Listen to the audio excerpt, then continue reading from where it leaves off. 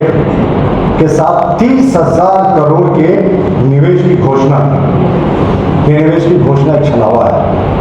अगर ये कहते हैं कि जिंदल पावर प्लांट के साथ 30,000 करोड़ रुपए के निवेश की इच्छा हम रखते हैं तो ये बात समझ में आता, क्योंकि 30,000 करोड़ को इन्होंने गिरा दिया 99,000 करोड़ में, यानी कि पक्का निवेश है। जबकि पूरे देश में निजी सेक्टर में एक भी न्यूक्लियर पावर प्लांट नहीं लगा हुआ। बड़े बड़े औद्योगिक घराने हैं। शांति एक्ट 2025 में जो संशोधन किया था केंद्र सरकार ने, उसमें निजी क्षेत्र में परमाणु संयंत्रों को लगाने की अनुमति है।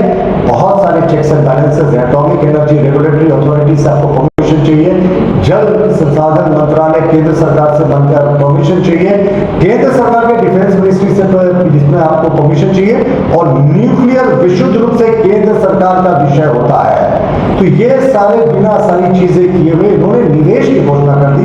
इस पर हमारी आपत्ति, अगर वो इच्छा एक्सप्रेशन ऑफ इंटेंट कहते कि ऐसी इच्छा है कि 30,000 करोड़ का प्लांट लगे तो समझ में आता, पर उन्होंने तो गिनाने में 99,000 करोड़ का जो इन्वेस्टमेंट आया है उसमें न्यूक्लियर पावर प्लांट को भी जोड़ दिया। न्यूक्लियर पावर प्लांट कितना एक बेहद संवेदनशील विषय होता है आप जानते हैं।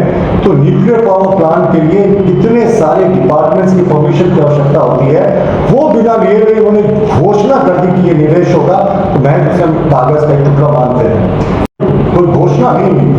नजाता उद्योग सचिव और जो संबंधित कंपनी के अधिकारी थे उनके बीच जो एमओयू हुआ था 80% दिल्ली में फिर से वही एमओयू की घोषणा हो गया। अगर मानिए मुख्यमंत्री जी और उनकी टीम ने सिर्फ कहा होता कि ये प्रोजेक्ट्स हैं और भविष्य में इन पर हम एमओयूज करेंगे तो समझ में आता, पर ये तो कर चुके थे एमओयूज। फाइल मुस्कुराते हुए चेहरे, फाइल सदा बदली, ये सारा कुछ डावोस में हो चुका था। फिर उसको दोहराने की क्या आवश्यकता है।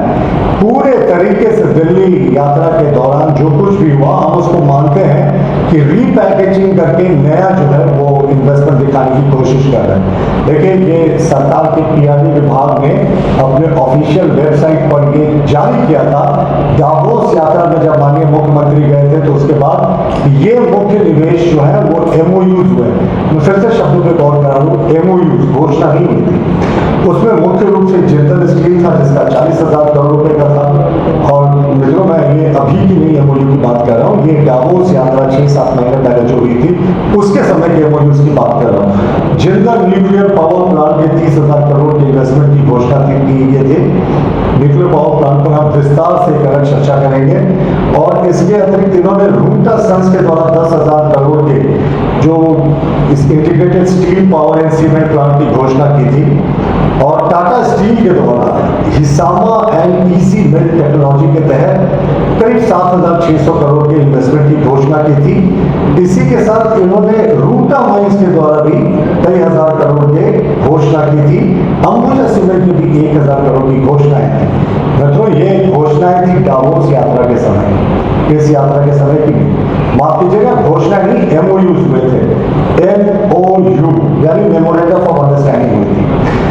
नेशनल स्टेक होल्डर्स कॉन्फ्रेंस में माननीय मुख्यमंत्री जी ने और उनकी सरकार ने कहा कि हम 99,000 करोड़ का इन्वेस्टमेंट लेकर आ रहे हैं। और 99,000 करोड़ इन्वेस्टमेंट में फिर से उन्हीं इन्वेस्टमेंट को गिना दिया जिसका वो ऑलरेडी एमओयू कर सकते हैं। Jindal steel plant 40,000 crore, nuclear power plant 30,000 crore, Ruta sons 10,000 crore, ये सारे।